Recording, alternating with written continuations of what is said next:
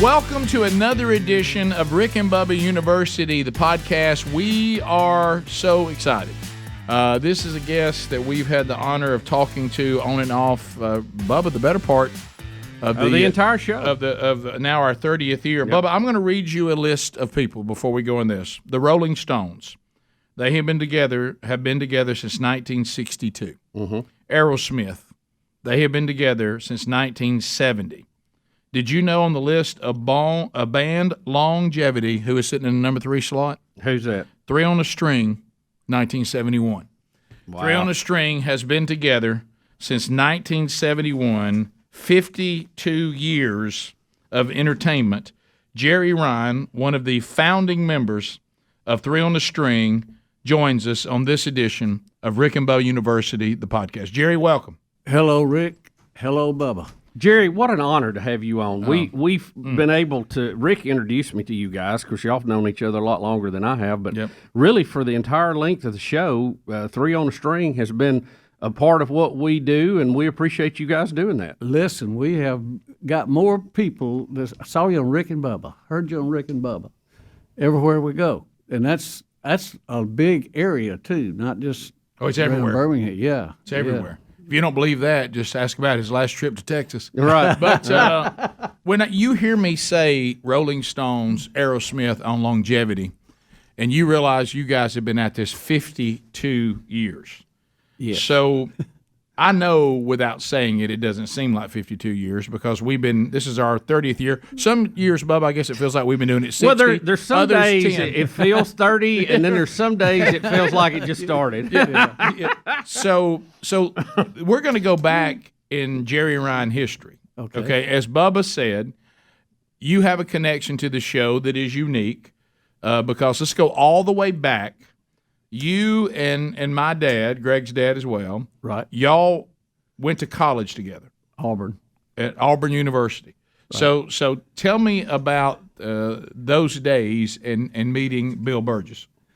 Okay, of course he played football at Auburn, and I was just a student, and we did our practice teaching at Alex City, and he was at the high school, and I was at the junior high school, but we roomed together on Hillaby Street, right across the football field from the junior high school, and got to know each other pretty well. We didn't see each other at school, during the workday, but we got to share our experiences in the room at night. So it was quite exciting, and he had a 57 Chevrolet, so what could be better?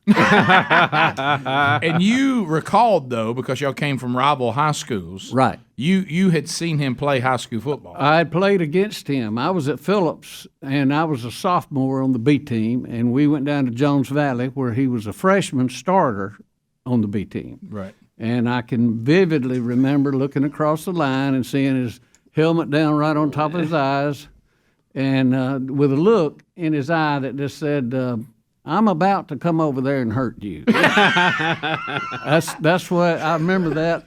To this day. To this day, yes. Every time I see him, I can remember it. Yeah. So y'all had that history. Well, when you guys got married and started having kids, so your sons and Greg and me and Angie came along, a little later on the tree, but we all were a bunch of little kids. Y'all were college friends, and that was the first time that I was introduced to you as a musician. Oh, yeah. Yeah, you would play little shows for us and all this. Songs, I remember that. So tell us. What did Jerry look like back then? Oh, let me tell you something. Greg Burgess has said it. We thought to ourselves, looking at Barry, Brad, and Andy, that's Jerry's sons' names, and we'll get to our relationship with them, which ties a lot to Rick and Bubba history. I remember seeing Jerry, he had curly hair. You can't tell it now that it's got a fro. And he had a fro, and he let it grow, and he had a cowboy hat. He'd sit on it. Picture Mac Davis. Yeah. Okay? Yeah. And he would sit there with his guitar, and I remember thinking, can somebody's dad be this cool? Right. I mean, is it it's almost possible? Like he's too cool to be a dad. How can he be somebody's dad? He's too cool for that. And that was a big difference from flat top Bill Burgess. It was. I'd been around coaches, and I knew you coached. Yeah. But I didn't know about this. What's one of these guys that Dad knows doing with a guitar, long hair, and a cowboy hat. So tell us about your love for music. Obviously it's been around. Well, you know what? Up at the Hall of Fame thing, I saw Joe Thrasher. Yeah. Who was a member of the Thrasher Brothers, and they were basically a gospel group in Birmingham when I was a kid. I thought they drove buses. That's hilarious. Well, that's now. Yeah. They got into that business. It's the same one. group. I'm making a joke, but I didn't have no idea. That's the family. Yeah, that's their business. And but I told him I saw them play at the Central Park Community Center, three brothers, and I said, I have never heard that much music come out of three people. I mean, they were powerful. Yeah. Of course, they went on to a career and wound up as a quartet, but the three brothers were still the basis of the quartet.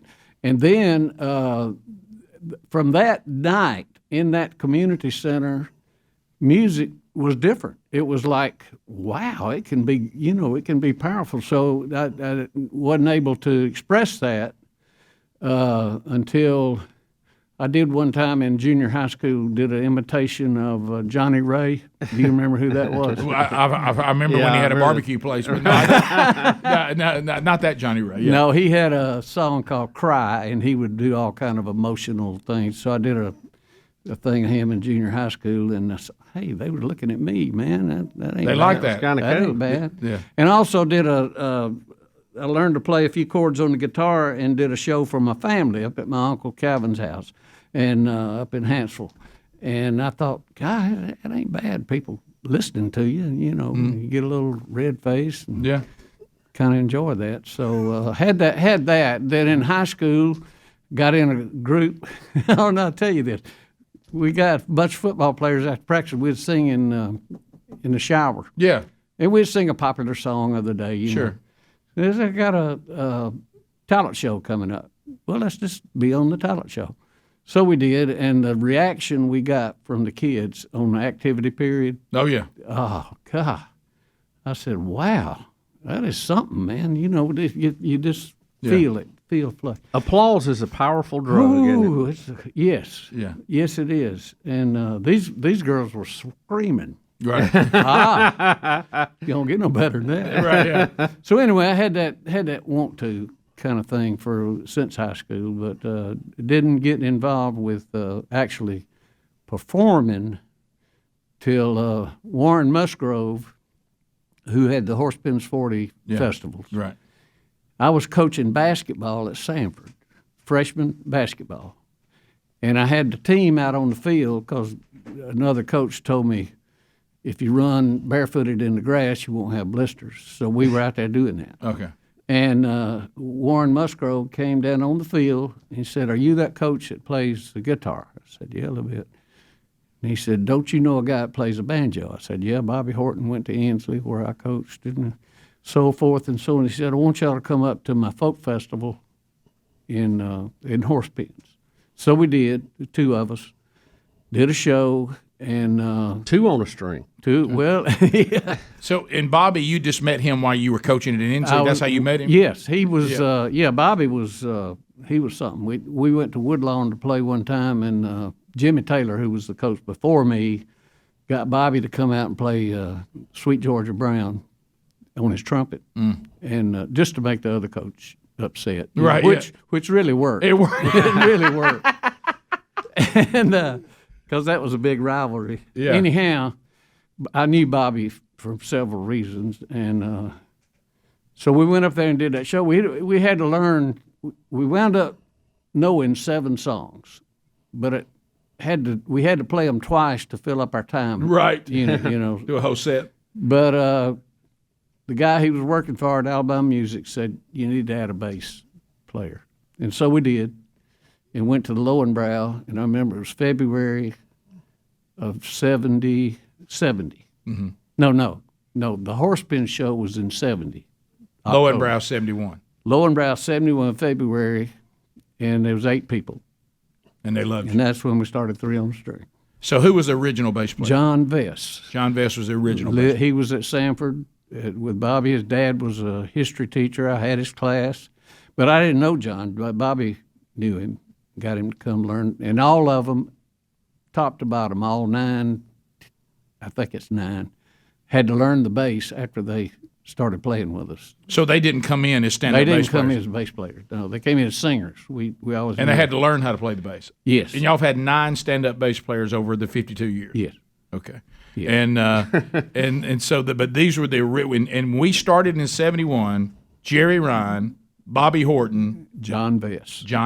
So yes. John Vest ended up being the Pete Best. 3 on the string. Right. Pete Best misses out on the Beatles. John Vest misses out on 3 on the string. Yeah. We'll be back when Rick and Bubba University, the podcast, continues. This is the Rick and Bubba Show. Watch more at blazetv.com/Rick and Bubba. Rick and Bubba, Rick and Bubba. Jerry Ryan is our guest, 3 on the string, 52 years they've been at it, and we're walking through the history of this band. So, Jerry, when you said that, you told us how you started with Bobby Horton, and you talked about meeting Dad when y'all were in college together and y'all played against each other, rival high schools. Bobby Horton, you met him. You set out to be a coach. Yeah. Oh, yes. Yeah. That's what I was doing. And and fell in love with music, but it started out as a hobby, something Yes. you were doing on the side. Yes. Today they would call it a side hustle, Right.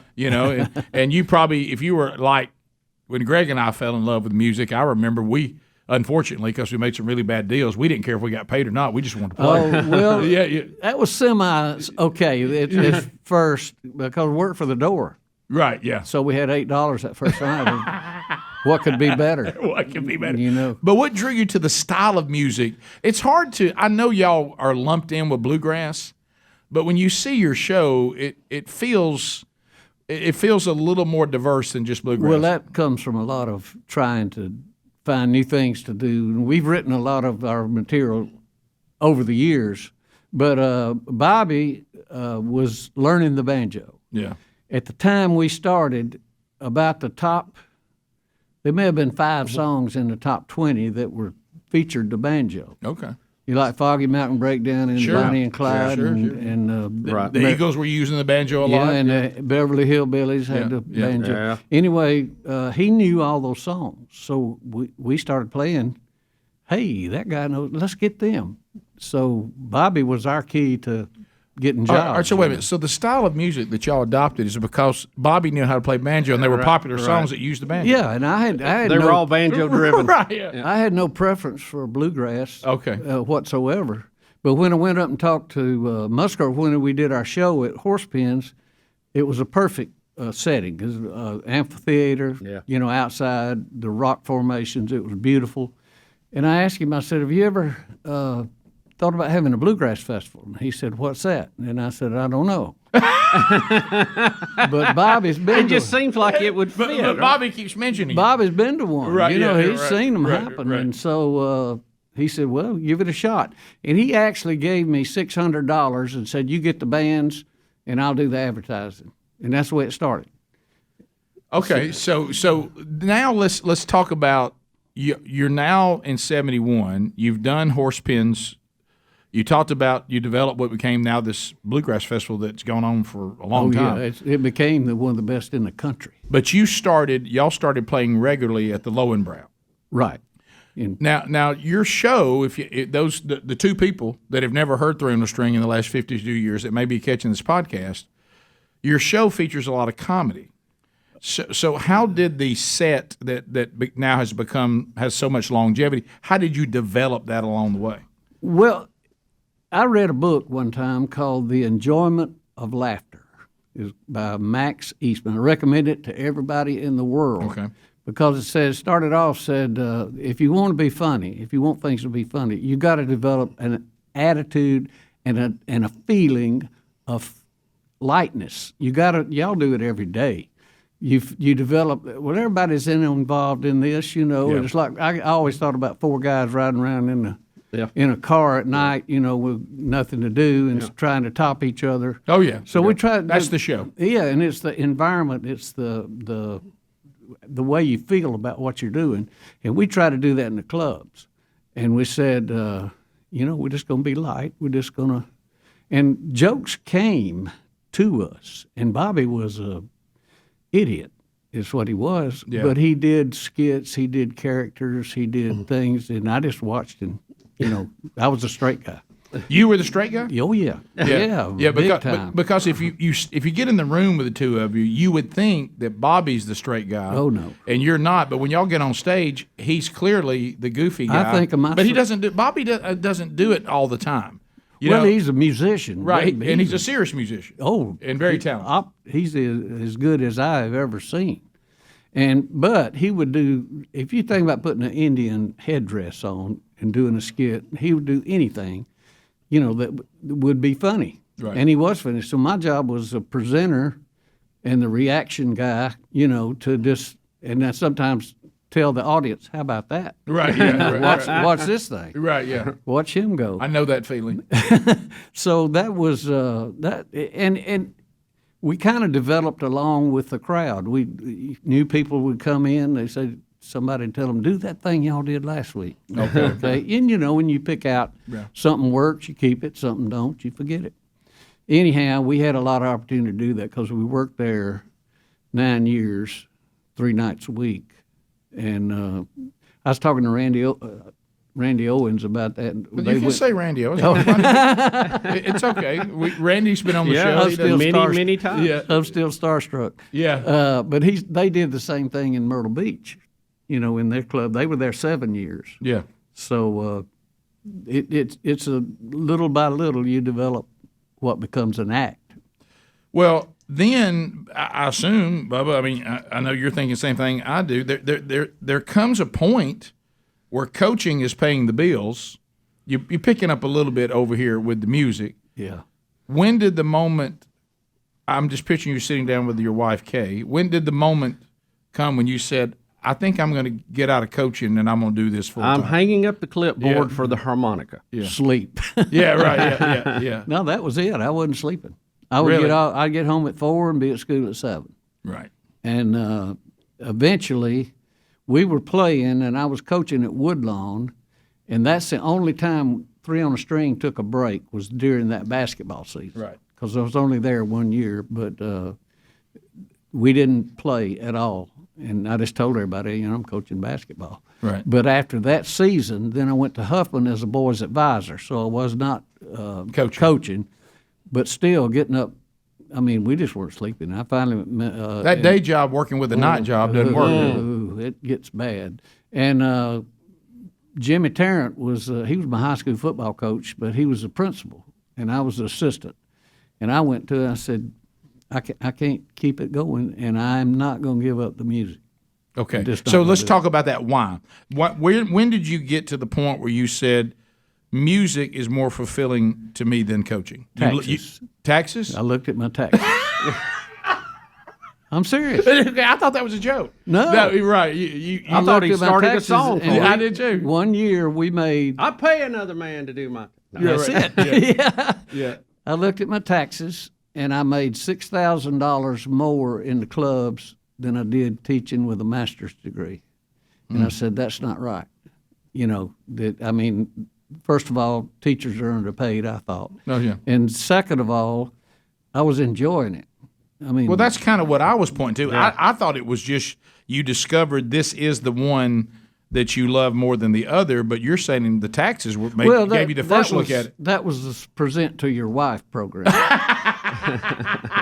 If you're going to leave coaching, you better have a financial reason. Well, for see, doing I had 3 kids. Yeah. Was it really 6, Jerry, or was it a little closer?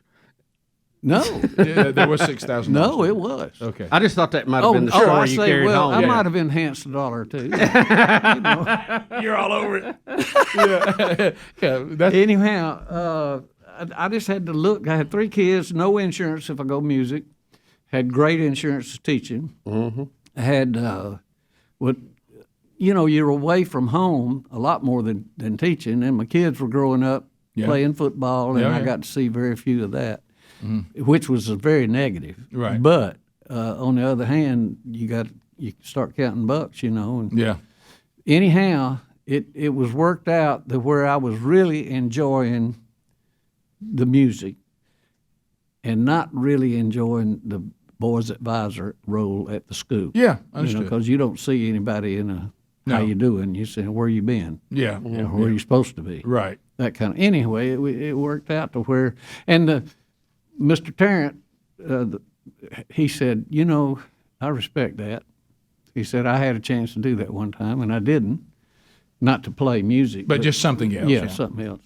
And so I felt good about that. And so we just said, and I told my wife, Kay, I said, when we were sitting out on our deck, and I said, you know, I don't know how many people in this world get to do exactly what they love to do. True. But for 1 week, I'm one of them. That's how long we'd been just totally playing, you know. But Bobby stuck with it. He finally, by 3 or 4 months later, he had to turn in his notice because we were playing everywhere. Right. What was Bobby doing at the time? He was at Liberty National Insurance, and he was a computer programmer. Okay. Well, that was the early days of computers, too. Yeah. Oh yeah, Yeah. he was. Was he moving the wood little beads from side to side? He made Abacus? one of the programs down there they still use. I understand. Jerry. I believe. Yes, I believe he Really? did. They call it the Horton, I think. The Horton 3000. Yeah, right. Yeah. But you sat down and you told Kay, A, I think I can make more money at this. Yep. B, this is what I love, and very few people get to do that. And very few. Yeah. And then the negative is, but I am going to be on the road a little bit. Yeah, figured. And late at night. Right. That's another thing because we were in clubs then, and you know, getting home at 4, like I said, was not unusual. All right, we'll come back. We'll continue our conversation with Three on the Strings founding member Jerry Ryan on this edition of Rick and Bubba University, the podcast. All right, so we were just talking with Jerry here on the podcast about insurance, but one of the things that we all need is life insurance, but it can be complicated, and it can be expensive, and it can be a hassle. Yep. So the folks at Ladder have simplified this very important part of our lives. If you go to Ladder, Ladder, ladderlife.com/Rick Bubba, just put our names together, you're going to see that you could be instantly approved. Now, I want you to hear me. It's all 100% digital, no doctors, no needles, no paperwork when you apply for $3 million in coverage or less. So, I mean, that's a good number. They're going to ask you a few questions about your health in an application. Their ratings on Trustpilot are 4.8 out of 5 stars. Forbes put them on their best life insurance list. Just need a few minutes, need a phone or a laptop to apply. Their algorithms will work in real time, and you'll find out if you're instantly approved. No hidden fees, cancel anytime you want, get a full refund if you change your mind in the first 30 days. We all need life insurance. We need it simplified. The bottom line is this: if you pass away before your family, how much money do they get to not have to alter their lifestyle? That's what we want to know. The rest of the stuff gets complicated, and a lot of times it's not worth all the hassle. This is what we want to know, and Ladder makes that happen. And trust Rick and Bubba. The older you get, the more expensive life insurance gets. Yes, it can get away from you. So move now at ladderlife.com/Rick Bubba. Rick and Bubba University, the podcast. Jerry Ryan, our guest, Three on a String, 52 years.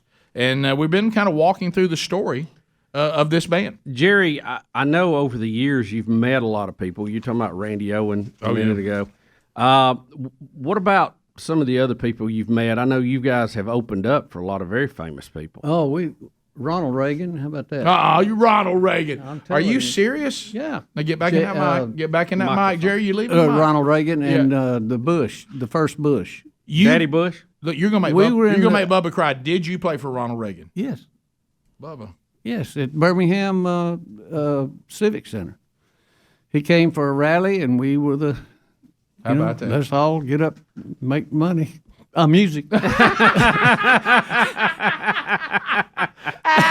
Freudian slip. Yeah. But and then the W. Bush or H. Bush? The older Bush? Older. Daddy Bush? Daddy Bush. Yeah, H. Bush. Yeah. Yeah. He was running for re-election. Yeah. And so, we put that right on our pro sheet. Oh, I bet it's on that resume. You betcha. So that's big. And what about in music? Some of the bigger people you guys have been around? We spent that doesn't sound good. We spent a weekend with Brenda Lee. Now that's a weekend. Let me qualify. Right. No, Y'all weren't rocking around the Christmas tree. We went 31 consecutive That's Christmas three parties. full of Christmas spirit. Yeah, right. Yeah. So Brenda Lee. Brenda Lee. Okay, that's about it. That's it. Well, no, I'm just joking. Well, I mean, we opened with Lester Flatt, Jenny Pruitt. the list goes on. All the festivals. We played with all the big. Oh, by the way, up at the Hall of Fame thing. Yeah, we're going to get to that. Oh, okay. What about Red Skelton? I'll save that story. Didn't you? We meet him? performed in front of Red Skelton. Yeah. And we opened for the show for him. Wow. And he was standing in the wings when we got through, all dressed. I got a whole big story about that. But Well, tell us. well, It's a first of- podcast, That's Jerry. why we're here. First of all, I asked if I could interview him. He said yes. And then I said, so I waited on him down at the Civic Center where we played. Yeah. He got there, I swear, I don't know how he got out of the car. I said, that's the oldest man I've ever looked really? at in my life. Then they said, give us a few minutes to get settled, and then we'll get you in there. So in a few minutes, sure enough, he looked 20 years younger, just sitting down. So he could turn and it on. relax. Oh, well, I don't know. But anyway, when we went to the show, we did our part and came off in the wings, and he was standing there in his tux, and he looked 20 years younger than that. Wow. I said, good gosh, he just brightens up for the show. Yeah. And he said, you're going to hear a lot of old jokes, but I told them first. Right. That's true. I said, love that guy. Oh, he was special. Jeff Foxworthy. Did that. Got to talk with Jeff, sort of passing, but he turned a crowd that was just there into a roaring, work him into a response. frenzy. Oh man, he was something. So also, Bubba, and I know he looked over it, but you guys have a history with this show that is quite remarkable. Oh gosh. And so you often say that y'all saved the original Fat Fest. Fat Fest '99. Brad says that. Yeah, Brad says that. Fat But Fest- we were following the Naked Cowboy. Yeah, Fat Fest '99 was saved by Three on a String. Yeah, do you remember what happened? So we do. It was, if those of you that are new to the show, Fat Fest. We did this for 5 years, from '99 to 2003, and we would bring in Three on a String comedians, people that we'd met during the year. You know, it was very Rick and Bubba fashion. Nobody on there that we knew had some major record deal. These are just all people we liked. Good old folks. Yeah, and Just if want to you get together and have fun. and if you heard them all on the show, so if you like the show, you like this show, Right. And we would be live, and then our band would close it out, which is hilarious in its own in its own way. So, but we'd have comedians, and we would have, and so we had met the Naked Cowboy, and Kevin Derryberry, also Yep. you hear on the show. Yep. He was supposed to go on after the Naked Cowboy. You remember this? Yes.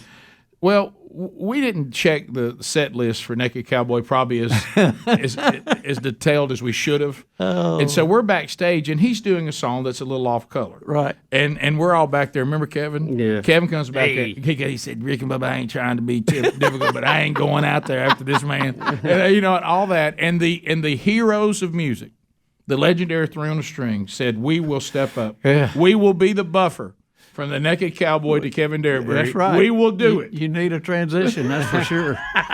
and you brilliantly did it. And of course, Brad Ryan, one of your sons, who's now in the band, has been in the band for 30 over Which- about 38, 39, maybe even 40. What number bass player was he? You said you'd had Number zero. 9. He was number 9. yeah. Yeah, we got him and he wouldn't leave. okay. So yeah, well, that's the thing with your kids. Yeah. How cool is that to work with your son? Oh man, I'm gonna tell you what, it changed my whole attitude or as to what we do. Right. Mm-hmm.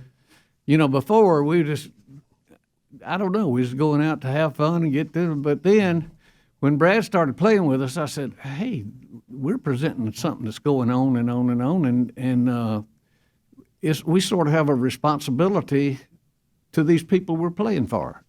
And Changed your outlook. well, that's what I'm saying. saying. It gave me a new. This is good. This is, we got something going here. And he fell right in, learned the music. Musicians amaze me, and Brad and Bobby, and Andy are musicians, and I remember chords Right. and words. Sometimes. Sometimes. Right? Yeah. Hey, But I know, but that's important. 52 years. Yeah, Rick. don't sell yourself short. I've heard you hit that harmonica pretty doggone well, The mouth and harp. you pick great. You're not a bad picker. Yeah, I mean, but then Brad and your oldest son Barry and Brad's wife Jenny Lee, they were the ones who came up with this. This right here. That's your daughter-in-law. That's Barry. That's Brad. This all came. Bubba and I had just started doing the show. I think it was 94, 95, somewhere it in there. wasn't long after. I'm still living in Oxford, Alabama. Yeah. And Brad reaches out to me. It was a weird thing then on my home phone. Right. And he said, I don't know whether y'all can use this or not. I still remember it. I've been playing in my home studio. Barry came in. I got my wife to come in. I'm sending it to you in the mail on a cassette tape. On a cassette tape. If y'all can use it. I think it may work. Yeah, he wrote that while we were traveling. Oh, really? And Okay, he would say, write this down because he'd be driving. Okay. And I'd write, Rick and Bubba in the house. Pass the gravy. Write that down. Pass the gravy, please. Yeah. And I said, what are you doing? Yeah. And look at this. I mean, every guest that comes on the show, they all say the same thing. You can't get it out of your head. No. Kids sing it to us. It is. And he sent that to us on cassette tape. We listened to it. We loved it. We started using it.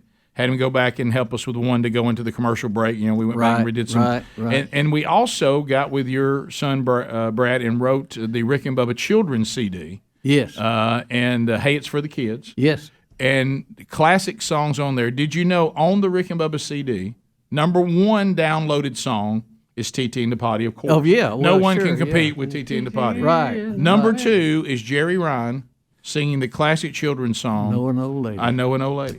Well, I sang that to you when you were a kid. When I was a kid. I'll never forget that. Oh, you sang man. it. So that's you appeared on the Rick and Bubba Children's album. Yes, as a matter of fact.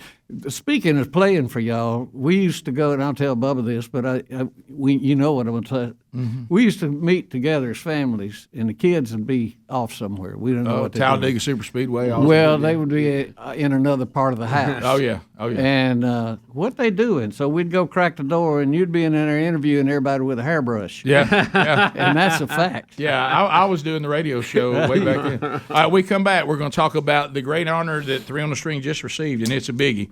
Puts them in, some pretty high cotton. And we'll talk about that when Rick and Bubba University, the podcast, continues. Now, we know this, Bubba. Everybody talks about it on the show. Nobody likes to have products that they look at the companies and they go, oh, my goodness, I don't want to feel like people think I endorse some of the things that they promote. It's getting harder and harder in it. Boy, isn't that the truth? And you think a lot of times, and sadly sometimes it is the case, you don't have a choice. But when it comes to wireless, when it comes to your cell service, you do have a choice. Americans, a lot of you out there, we understand, we got it, you've had it. You need to move to Patriot Mobile. They're building a whole new economy, one that embraces the values that made America the greatest country on earth. Patriot Mobile is America's only Christian conservative wireless provider. And look, it's dependable nationwide coverage. They're on all the three major networks, so you get the best coverage possible. And if you don't agree with that, they promise that the coverage will be as good as anything else out there and better than some. If it's not as good, then they will switch you to a different network for free, and they won't even charge you to change carriers. Okay, so their coverage is guaranteed. So if you would like to be with a 100% U.S.-based customer service team too, make the switch. Just go to patriotmobile.com. You do have a choice. PatriotMobile.com/Rick Bubba. Put that together. PatriotMobile.com/Rick Bubba. Or you can call them right now, 878-PATRIOT. Rick and Bubba University, the podcast. Jerry Ryan is our guest, founding member of Three on the String, 52 years. We've talked about how you got started. We've talked about people that you have got to perform with. We've talked about your connection to the show and that you guys have been part of Rick and Bubba history. But in this year, back in March, an incredible honor was bestowed on Three on the String as you guys were inducted into the Alabama Music Hall of Fame. Yes. Wow. And I told you a few minutes ago, we were real humble for about 5 minutes. I mean, really, Jerry, It took a while to sink in, serious. I mean, honestly, that's a big honor because the history of music out of Alabama, these are some big, big names. I went up to the museum up there where they got everybody's, and I didn't realize Jimmy Rogers, the singing brakeman, was born in Alabama. And he's there. I said, good gosh. And then, because he, it's folk music and everything, you had to go through Jimmy Rogers. And then he started looking around as Hank Williams. Oh, yeah, there's Hank Williams. Yeah. And it was, I just stood around in awe of the people that are there. Emmylou Harris, Oh, yeah. And and then Alabama, then I walked around without being able to talk for a while. And then I said, hey, we're going to be in here. So it was really an awesome experience. Well, let's go think about it. If you've been walking through this podcast. The people you're talking about, Nat King Cole's in there. Yes. I mean, yes. The list. Buddy Killen. Yeah, I mean, when you would think about it, let's go all the way back to the beginning of this podcast. You're talking to your wife, Kay, and you're saying, I think I'm going to give up working in the public education world. I love music. I want to put something together. I think I can make a living at it. If right then an angel of God had walked into the room and said, by the way, you're going to be inducted into the Alabama Music Hall of Fame. I said, you're in the wrong business.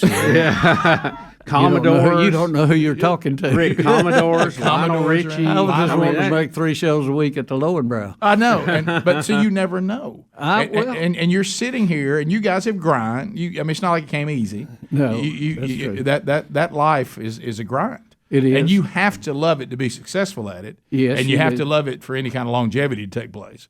And I never thought of it as a job, really. I thought of it as, I'm going to go out here and have some fun with a lot of people. That's right. Yep. And they're going to pay me to do that. So what's to worry about? So, and it's been that way the whole time.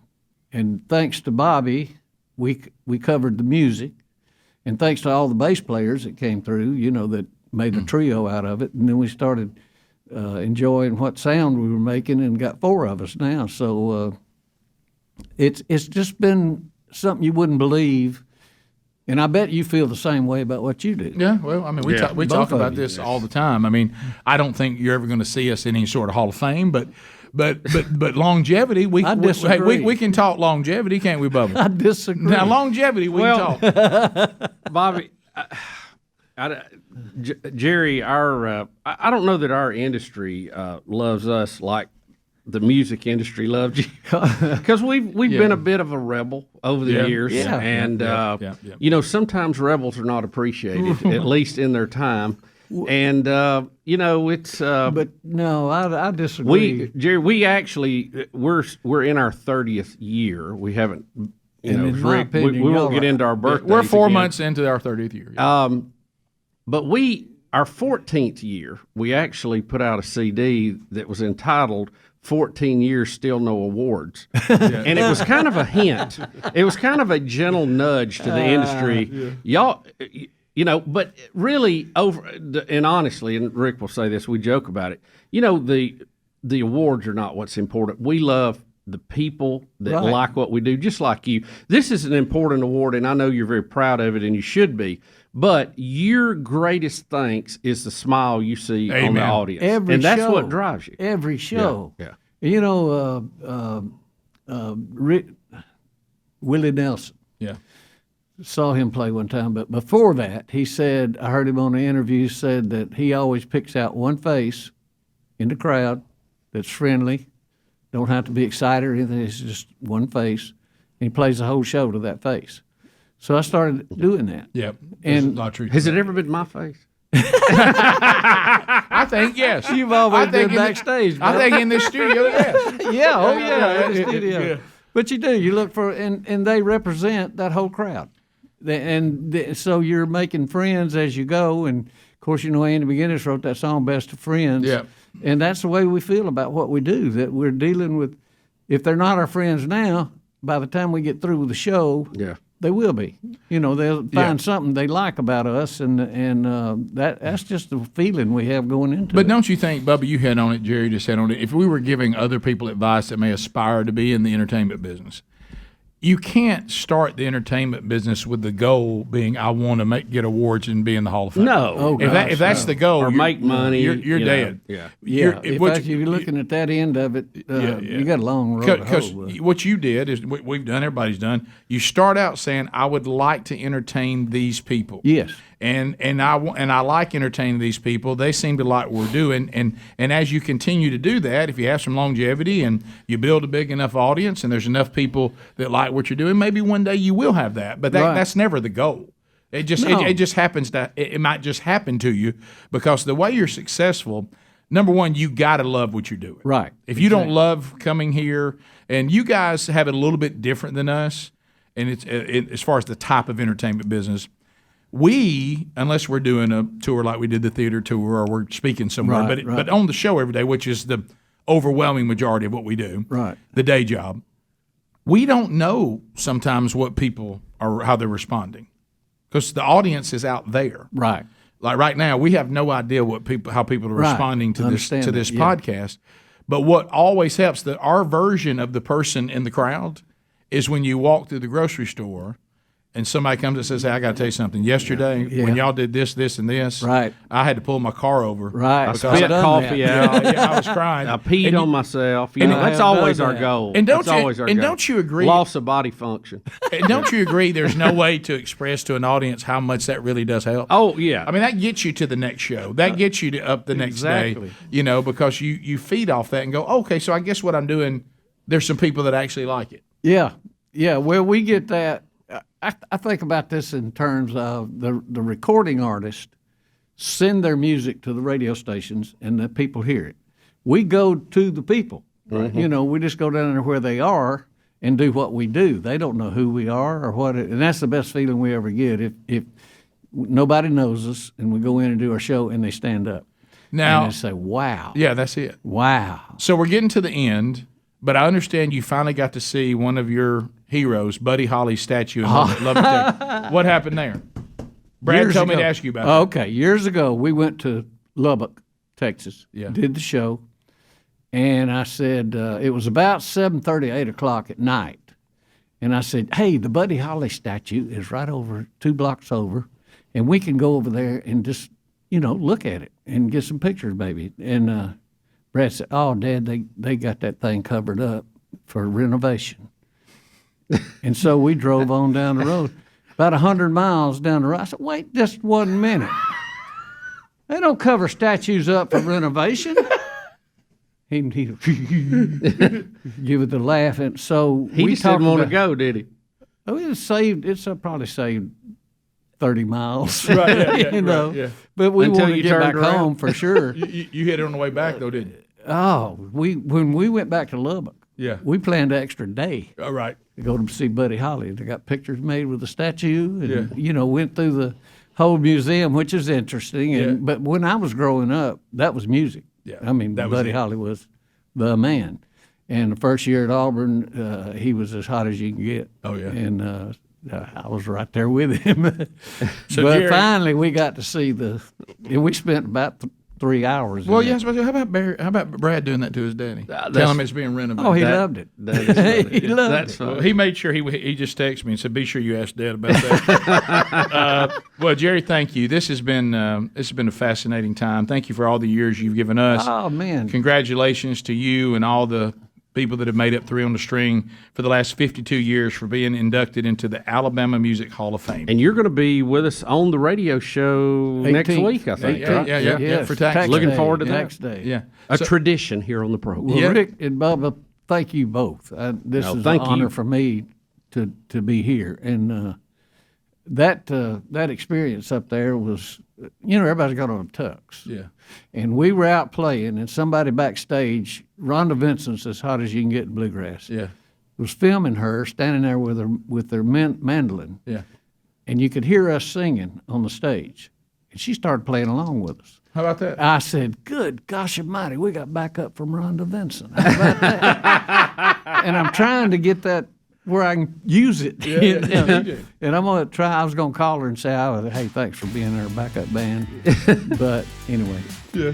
But that's the kind of thing you run into, stuff like that. Oh yeah, you go there. That's funny. where all the legends are, and you guys are with them now. Thanks to all of you too for joining us for this edition of Rick and Bubba University, the podcast.